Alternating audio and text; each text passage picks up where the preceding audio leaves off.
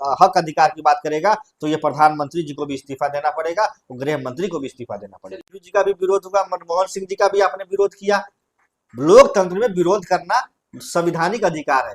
अगर कोई आदमी शांतिपूर्ण से अपनी बात रख रहा है, आप उनको कहते हैं ये जो परजीवी लोग हैं, आप कहते हैं जो है दिमागी नक्सल है, आपके नेता जो है कहते हैं ये आतंकवादी हैं, पाकिस्तानी हैं, तो ये नहीं चलेगा। तो तेजस्वी यादव को क्या जरूरत थी राजभवन का घेराव करने का? जिस तरह से बिहार में AK-47 चला, हिंदुस्तान के इतिहास में लोकतंत्र में आज तक किसी भी जो प्रोटेस्ट में AK-47 चला हो तो मुझे बता दीजिए।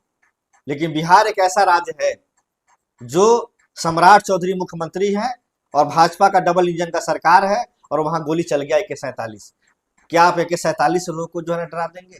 आप भूल गए देश का इतिहास, जालियांवाला बाग, जो देश के हिंदू मुसलमान सिख ईसाई सब ने मिलकर सीने पे गोली खाई थी और वो देश जो है अंग्रेजों को भगाने का काम किया था। आपके भी AK-47 का गोली तो खा लेंगे, लेकिन हम आपको इस देश को लूटने नहीं देंगे और इस देश को बर्बाद नहीं करने देंगे।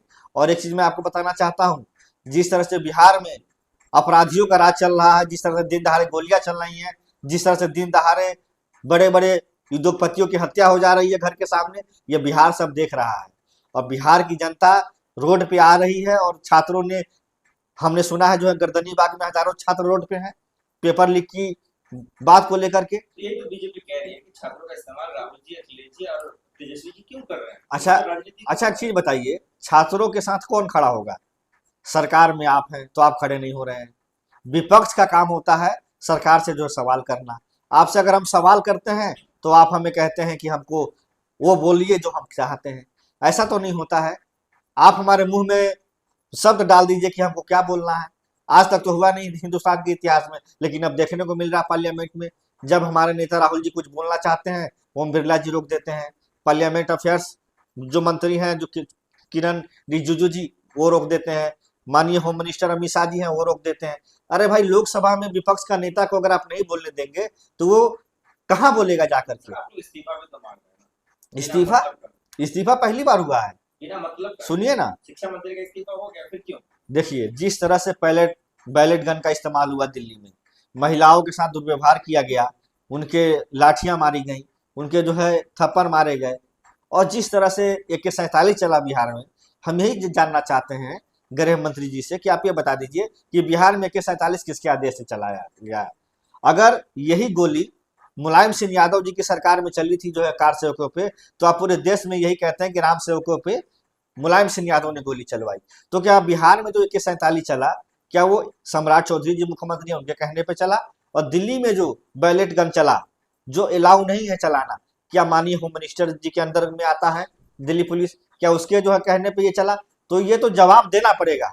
अगर ये जवाब नहीं देंगे तो जनता जवाब मांगती है, और ये लोकतंत्र है। लोकतंत्र में जवाब हमेशा दिया जाता है। अगर नहीं जवाब देंगे तो इस्तीफा देना पड़ेगा। तेजस्वी जी ने कल जो किया वो ठीक है? लोकतंत्र में बिल्कुल विपक्ष का काम होता है जनता की आवाज को उठाना, रोड पे लाना। अगर हम देखिए, राम मनोहर लोहिया जी, सुनिए, राम मनोहर लोहिया जी ने एक बात कही थी, अगर सड़कें सुनी हो जाए तो संसद आवारा हो जाता है।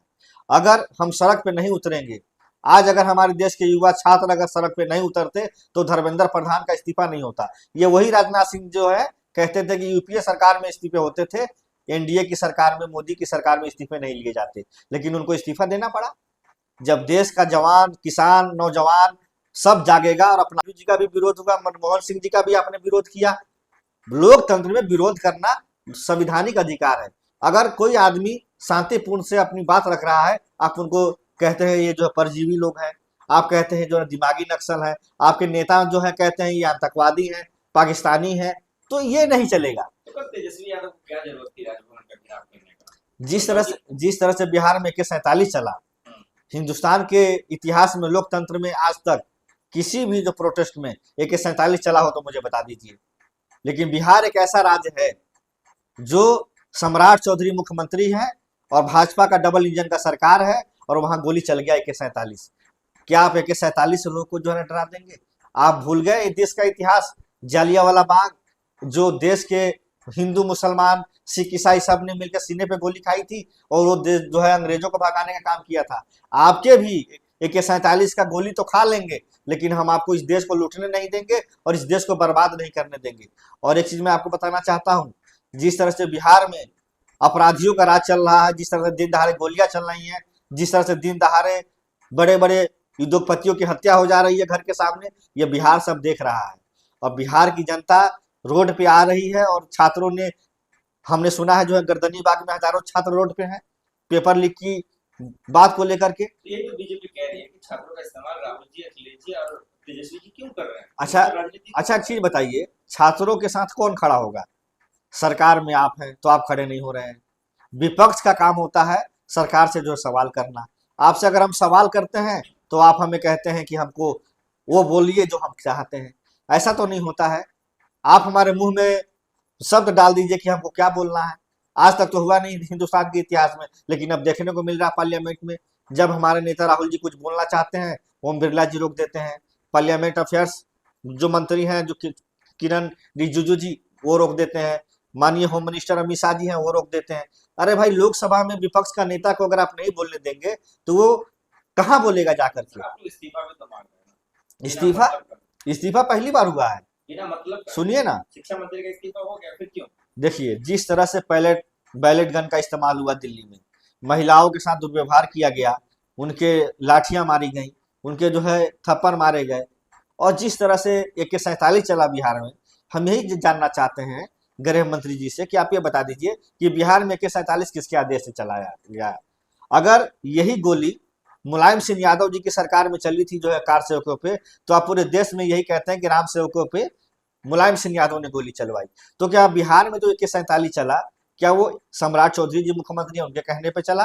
और दिल्ली में जो बैलेट गन चला, जो अलाउ नहीं है चलाना, क्या माननीय होम मिनिस्टर जी के अंदर में आता है दिल्ली पुलिस? क्या उसके जो है कहने पे ये चला? तो ये तो जवाब देना पड़ेगा। अगर ये जवाब नहीं देंगे तो जनता जवाब मांगती है, और ये लोकतंत्र है। लोकतंत्र में जवाब हमेशा दिया जाता है। अगर नहीं जवाब देंगे तो इस्तीफा देना पड़ेगा। तेजस्वी जी ने कल जो किया वो ठीक है? लोकतंत्र में बिल्कुल विपक्ष का काम होता है जनता की आवाज को उठाना, रोड पे लाना। अगर हम देखिए, राम मनोहर लोहिया जी, नया जंतर मंतर बना सुनिए, दिया। राम मनोहर लोहिया जी ने एक बात कही थी, अगर सड़कें सुनी हो जाए तो संसद आवारा हो जाता है। अगर हम सड़क पे नहीं उतरेंगे, आज अगर हमारे देश के युवा छात्र अगर सड़क पे नहीं उतरते तो धर्मेंद्र प्रधान का इस्तीफा नहीं होता। ये वही राजनाथ सिंह जो है कहते थे कि यूपीए सरकार में इस्तीफे होते थे, एनडीए की सरकार में, मोदी की सरकार में इस्तीफे नहीं लिए जाते, लेकिन उनको इस्तीफा देना पड़ा।